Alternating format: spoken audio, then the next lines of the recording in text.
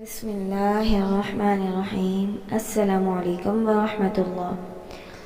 پیارے ساتھیوں، آج کا عنوان ہے ہمارا سجدہ تلاوت۔ یاد رکھیے، قرآن کریم ہدایت کا منبع ہے۔ جب اس کی تلاوت تمام آداب، شرائط اور اس کے حقوق ادا کر کے نہایت غور و خوض سے کی جائے تو اللہ تعالیٰ ہدایت عطا فرماتے ہیں اور علم و حکمت کے دریا بہا دیتے ہیں۔ قرآن کریم کی تلاوت کے احکام میں سے ایک حکم سجدہ تلاوت کا بھی ہے کہ بعض متعین آیات کریمہ کی تلاوت کرنے اور سننے کے بعد سجدہ کرنا واجب ہو جاتا ہے۔ سجدہ تلاوت کا طریقہ۔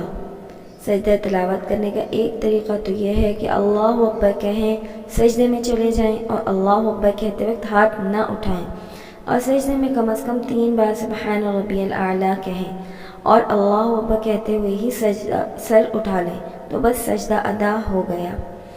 بہتر یہ ہے کہ کھڑے ہو کر بغیر ہاتھ اٹھائے اللہ اکبر کہہ کے سجدے میں جائیں اور 3 مرتبہ سبحان ربی الاعلیٰ کہیں، پھر اللہ اکبر کہتے ہوئے کھڑے ہو جائیں، ورنہ بیٹھ کر بھی اللہ اکبر کہہ کے سجدے میں جائیں، 3 بار سبحان ربی الاعلیٰ کہیں اور اللہ اکبر کہہ کر ہی بیٹھ جائیں، آپ کا سجدہ تلاوت ادا ہو جائے گا۔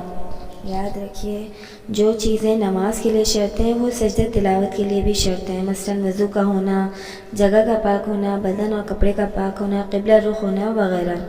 قرآن کریم میں 14 مقامات پر آیات سجدہ موجود ہیں جن کے پڑھنے پر یا جن کے سننے پر سجدہ واجب آ جاتا ہے۔